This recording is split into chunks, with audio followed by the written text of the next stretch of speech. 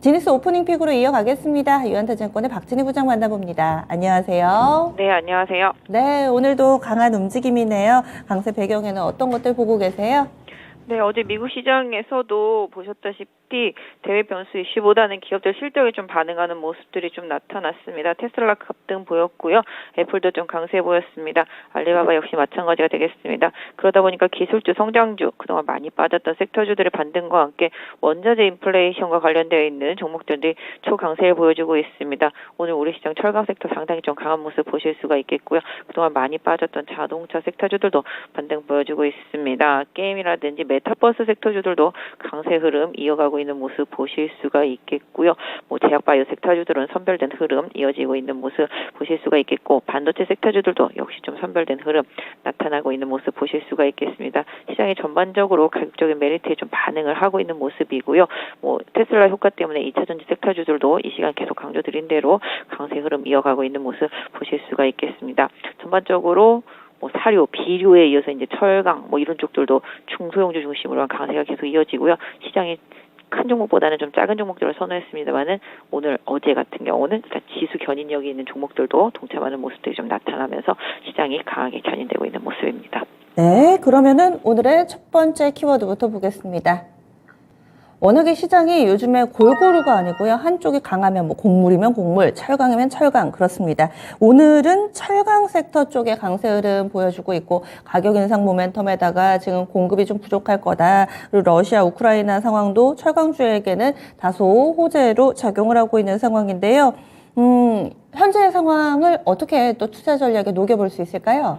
네, 최근에 시장의 핵심이라면은 수요의 부진이냐, 공급의 부족이냐, 이렇게 생각을 해본다라면은 공급의 부족이 압도를 하고 있다라는 거죠. 그렇다라면 일단은 가격 전가력이 상당히 좀 강하다라는 점, 이 점이 급등에 좀 영향을 가장 강하게 주고 있습니다. 최근에 보시면 대형주 단에서는 동국제강, 동부제철, 현대제철, 그다음에 포스코홀딩스 같은 경우가 크게 움직이진 않았습니다만은 중소형주 단에서만 놓고 보신다면 이름에 무슨 스틸, 강관, 제관, 금속, 이런 철강, 이런 식으로 그런 이름이 붙어 있는 중소형주들은 정말 다 급등하거나 아니면은 상한가 이런 식입니다. 끝에 스틸자 붙은 종목들도 그렇고요. 그래서 그만큼 시장이 원자재 부족에 대해서 강하게 반응을 하고 있고요. 또 포스코도 그렇고 현대제철도 그렇고 동국제강도 그렇습니다만은 다들 이제 철강 열연 가격이라든지 그다음에 철근 가격, 그다음에 이제 후판 가격 이제 4월 달부터 톤당 10만 원 정도씩 인상 예고되어 있습니다. 그러다 보니까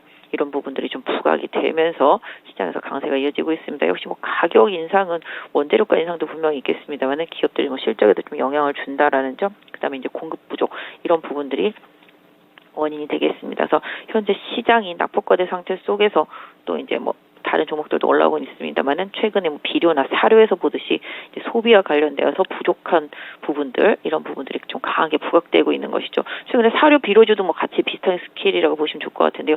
오늘 제일제당 급등도 마찬가지가 되겠습니다. 라이신에 대한 기대치가 생겼겠죠. 동물 사료 쪽, 돼지 이런 쪽에 좀 쓰이는 성장과 관련되어 있는 촉진제 이런 부분들이다 보니까 시장이 계속 좀 스토리를 좀 만들어 나가면서 이게 부족하면 이게 부족하겠네, 이게 부족하면 또 저것도 부족하겠네, 이런 식으로 계속 지금 인플레와 관련되어 있는 섹터 쪽들에 대한 순환매가 이어지고 있습니다. 일단 철강주들도 지금 이제 바닥에서 뜨기 시작했기 때문에 시장의 흐름상으로는 추세적인 부분들을 계속적으로 좀 이어나갈 수 있을 것으로 보여지고 있고요.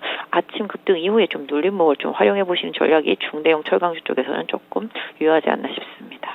네, 그럼 두 번째 키워드 넘어가겠습니다.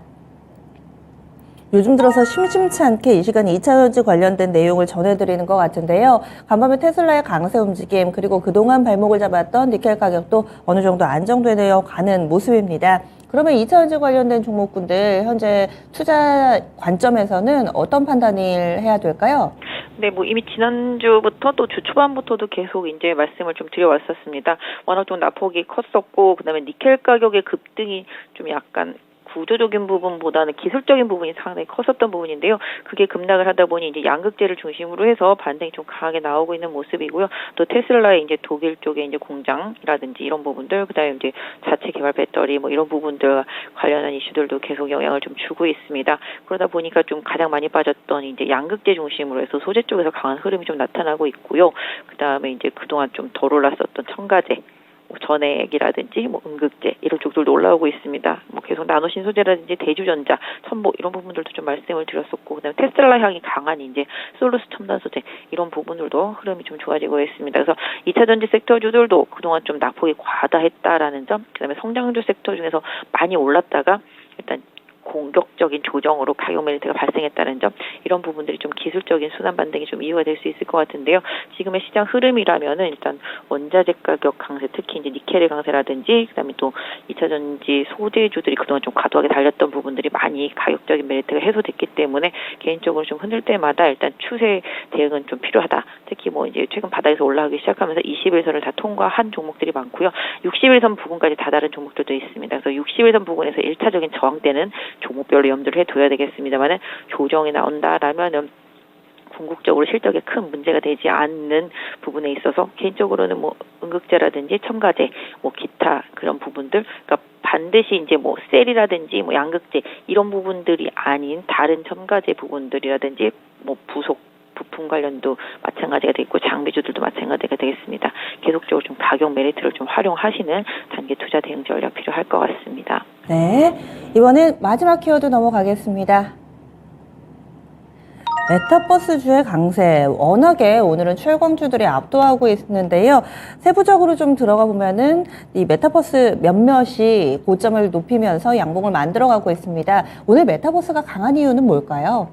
기본적으로 최근에 계속 좀 얘기가 나오고 있죠. 삼성도 이제 로봇과 메타버스를 강화시키겠다라는 부분들, 미국에서도 보시면 이제 메타 플랫폼스가 이제 계속적으로 이제 메타버스와 관련된 쪽에 계속 투자를 하는 부분들이 되겠습니다. 특히 또 뭐 인스타그램 이런 쪽에서도 이제 거래를 하는 그런 부분들이 되겠고, 그다음에 암호화폐 같은 경우도 이제 어제 보시면 많이 올랐었는데요. 암호화폐 같은 경우도 이제 골드만삭스 쪽에서 파생 상품으로 이제 거래를 하는 부분들, 선물 쪽을 거래하는 부분들, 이런 부분들이 좀 우호적인 환경, 그러니까 특히 이제 메타버스를 비롯해서 2차 전지나 이런 성장 섹터주들이 강한 부분은 그동안 이제 금리 인상 시그널 때문에 상당히 많이 빠졌었고요. 그로 인해서 좀 가격적인 메리트는 있는 상태 속에서 또 각 대기업들의 이제 방향성 이런 부분들이 계속 발표가 되면서 가격적인 메리트가 더욱 좀 부각되고 있다라고 보실 수가 있겠습니다. 뭐 오늘 보시면 뭐 이제 덱스터라든지 이런 부분들 좀 강하게 올라와주고 있는 모습 보실 수가 있겠고요. 오늘 하이브라든지 뭐 최근에 엔터주라든지 뭐 메타버스라든지 게임주라든지는 이렇게 한 묶음으로 좀 보시는 게 맞겠죠.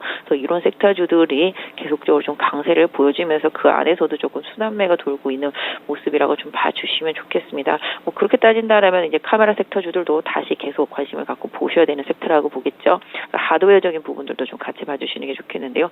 결론은 성장주, 기술주, 낙폭과대에 따른 저가 매수세와 대기업들, 또 그다음에 글로벌 투자 환경이 계속적으로 좀 영향을 주고 있다라는 점이 좀 부각되었다라고 보실 수가 있겠습니다. 그래서 뭐 굳이 뭐 딱 메타버스다라고 할 필요까지는 없겠습니다만은 그 안에서 좀 기술적 우위가 있는 종목들, 그다음에 실적의 우위가 있는 종목들, 뭐 게임주도 포함해서 뭐 엔터주도 포함해서 다 같이 관심 있게 기술적인 흐름을 좀 봐주시는 것도 단기적인 투자 전략에는 도움이 될 것 같습니다. 네, 이렇게 세 가지 키워드 들여다봤습니다. 오늘 장 오프닝 픽 알려주세요. 네, 뭐 시장이 많이 빠진 만큼 강하게 올라오고 있습니다. 지수가 2,737포인트입니다. 지금 현재 외국인들이 어제는 거래소 많이 팔았는데 오늘은 좀 사고 있는 모습이죠. 기관이 거래소 강하게 매수를 해주고 있습니다.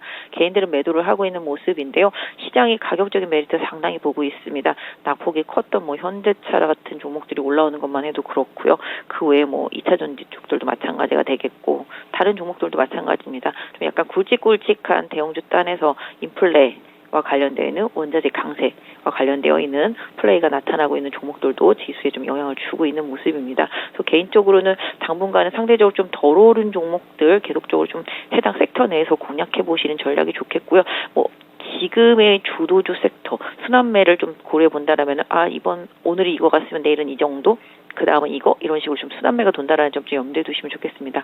아까 앞서서 말씀드렸던 대로 성장주, 기술주 섹터 내에서 낙폭 과대한 종목들 한번 접근해 보시는 전략, 그다음에 원자재 섹터 내에서 상대적으로 덜 오른 종목 내지는 주도주의 뭐 장중의 눌림목 좀 활용해 보시는 전략이 필요하겠고요. 일단 개별주 중심의 시장이긴 합니다만은 계속 좀 틈새를 공략하시는 종목 장세에 좀 대응을 하시는 전략이 좀 필요하다라고 보여지고 있습니다. 네, 내일 뵙겠습니다. 고맙습니다. 네, 감사합니다. 지금까지 지니스 오프닝 픽이었습니다.